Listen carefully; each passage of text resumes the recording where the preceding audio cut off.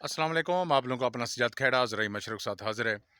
मेरे काश्तकार भी हो, आज आपको बताते हैं कि मार्केट के अंदर जो है ना कितने किस्म के सल्फ़र अवेलेबल होते हैं और कौन सा सल्फ़र बेहतर है जिसको हमें इस्तेमाल करना चाहिए किसी भी फसल में। मेरे काश्तकार भी सल्फ़र को एज ए फंजीसाइड भी इस्तेमाल किया जाता है। इसका शुमार भी बड़ी खुराकों में होता है। जिस तरीके से नाइट्रोजन, फास्फोरस, पोटाश की अहमियत है, इस तरीके से सल्फ़र की भी अहमियत है। मार्केट के अंदर 2 से 3 अकसाम के जो है ना सल्फ़र अवेलेबल होते हैं। आपने मेरे काश्तकार भैया कौन सा सल्फ़र इस्तेमाल करना है। जिन दोस्तों ने चैनल सब्सक्राइब नहीं किया वो सब्सक्राइब कर लें और साथ बेल का बटन भी दबा दें ताकि हर ज़राई मालूमात का नोटिफिकेशन आप लोगों तक बर वक्त पहुँचता रहे। मार्केट के अंदर मेरे काश्तकार भैया सल्फ़र 2 से 3 अकसाम का होता है।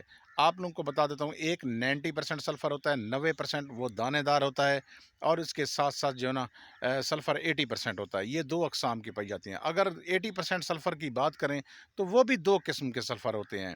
एक होता है इम्पोर्टेड, यानी कि इम्पोर्टेड से मुराद ये है कि जो इंडियन जो सल्फ़र है वो बहुत अच्छा सल्फ़र है, और दूसरा 80% सल्फ़र जो है ना वो लोकल सल्फ़र है।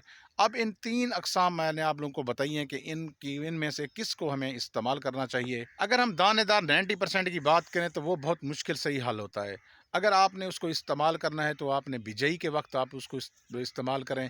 फसल जब बिजाई कर रहे हों तो उस वक़्त आप उसका छटा लगा दें।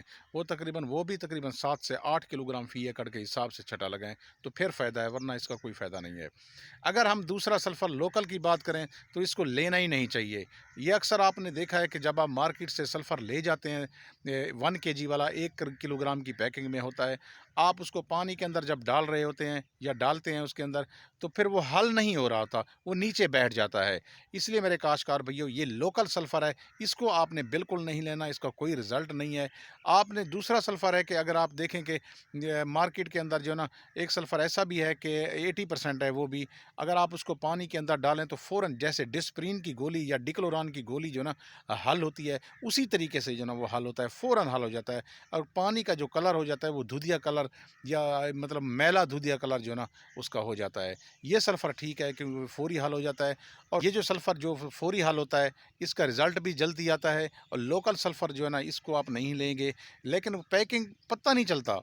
मार्केट में जाएँ तो वो भी उसी 80% लिखा होता है, वो भी 80% लिखा होता है, और दुकानदार जो है ना आप लोगों को उठा के दे देता है। जब आप उसको पानी में हल कर रहे होते हैं तो फ़िलहाल नहीं हो रहा होता, उसका रिज़ल्ट नहीं आ रहा।